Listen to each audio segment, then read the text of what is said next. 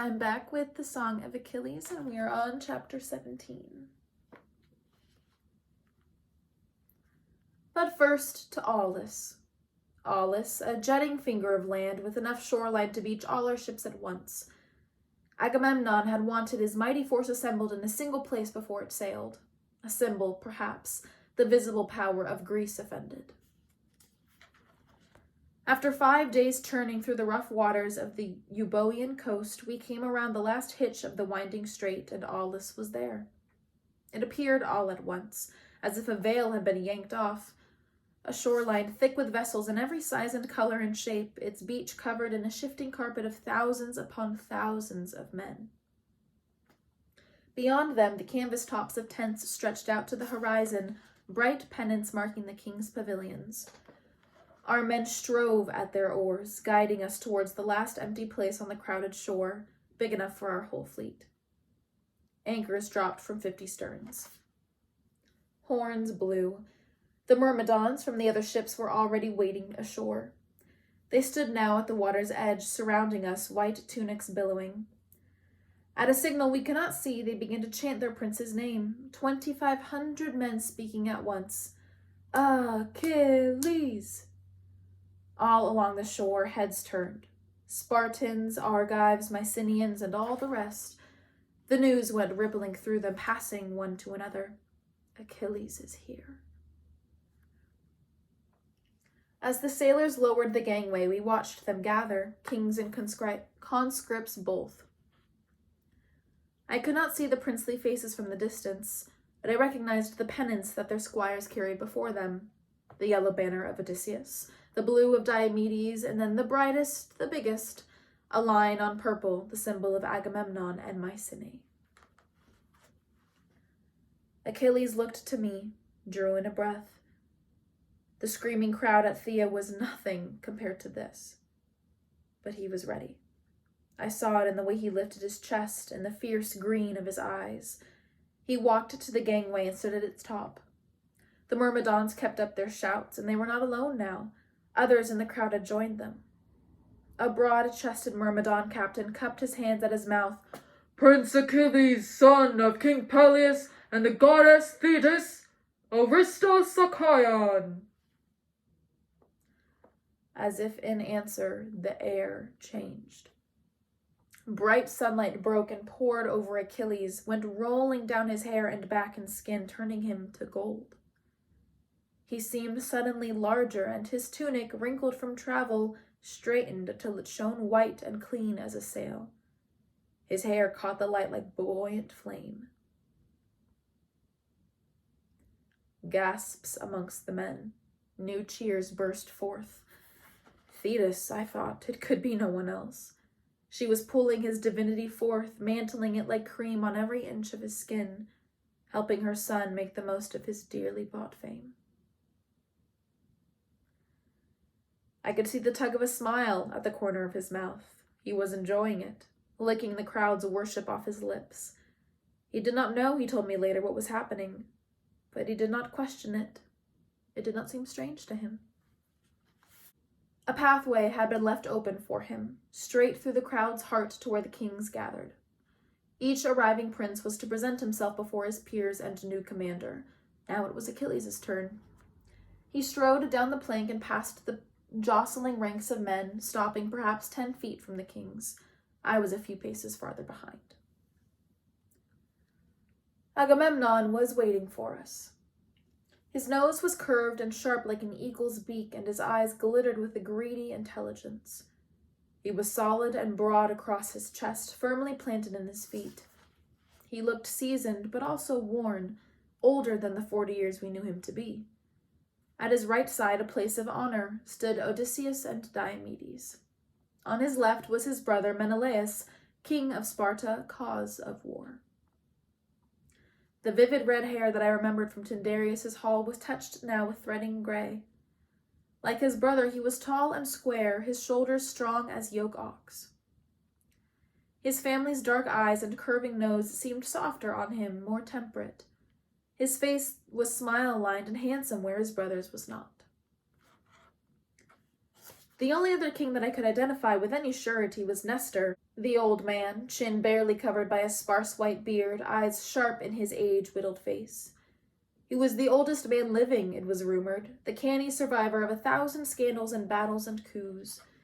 He ruled the sandy strip of Pylos, whose throne he still clutched stubbornly, disappointing dozens of sons who grew old and then older, even as he bred new ones from his famed and well-worn loins. It was 2 of these sons who held his arms steady now, shouldering other kings aside for a place at the front. As he watched us, his mouth hung open, breath puffing his threadbare beard with excitement. He loved a commotion. Agamemnon stepped forward. He opened his hands in a gesture of welcome and stood regally expectant, waiting for the bows, obeisance, and oaths of loyalty he was owed. It was Achilles' place to kneel and offer them. He did not kneel. He did not call out a greeting to the great king or incline his head or offer a gift. He did nothing but stand straight, chin proudly lifted before them all. Agamemnon's jaw tightened. He looked silly like that with his arms out, and he knew it. My gaze caught on Odysseus and Diomedes. Their eyes were sending sharp messages. Around us, the uneasy silence spread. Men exchanged glances. My hands clutched each other behind my back as I watched Achilles in the game he played. His face seemed cut from stone as he stared his warning at the king of Mycenae. You do not command me. The silence went on, painful and breathless, like a singer overreaching to finish a phrase. Then, just as Odysseus moved forward to intervene, Achilles spoke. I'm Achilles, son of Peleus, god-born, best of the Greeks, he said. I have come to bring you victory. A second of startled silence, then the men roared their approval. Pride became us. Heroes were never modest. Agamemnon's eyes went flat. And then Odysseus was there, his hand hard on Achilles' shoulder, wrinkling the fabric as his voice smoothed the air.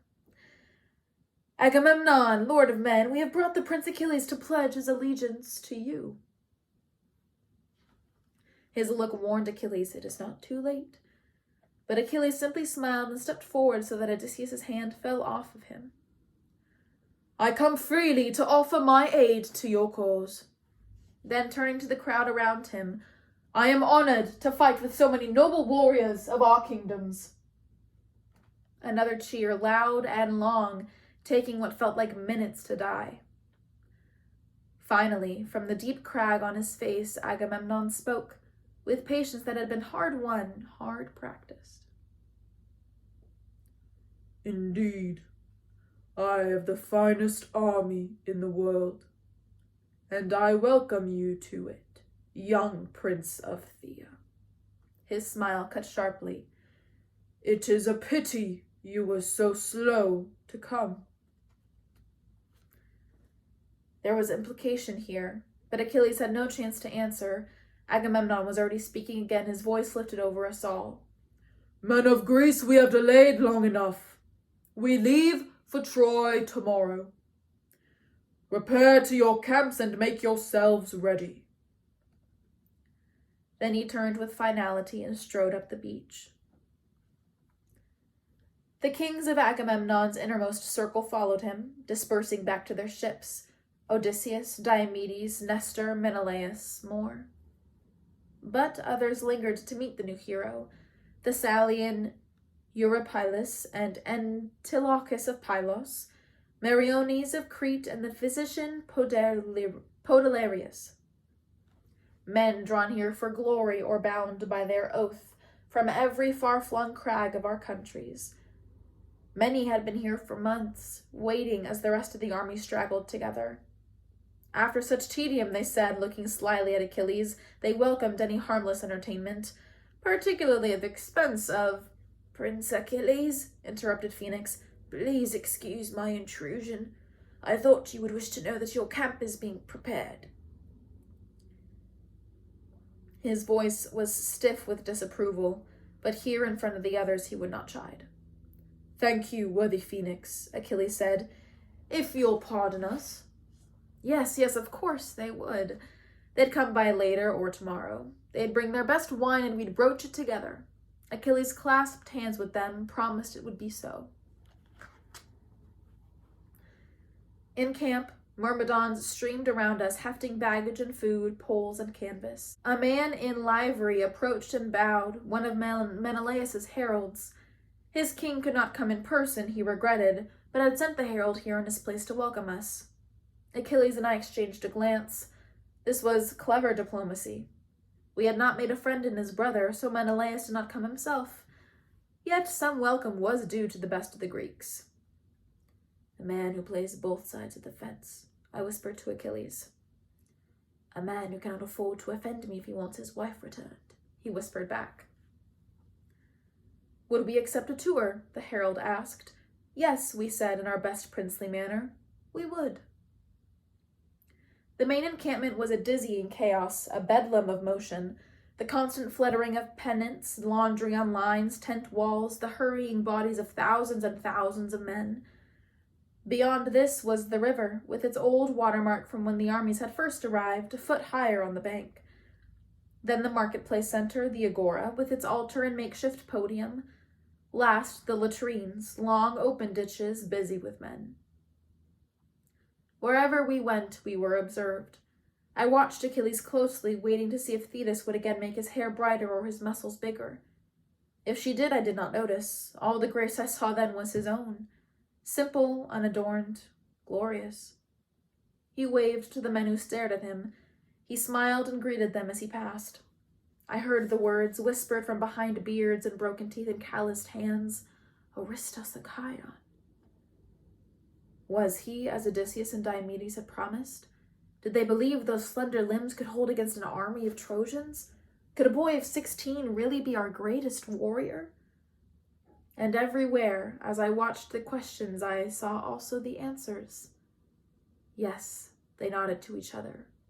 Yes, yes. That's the end of chapter 17.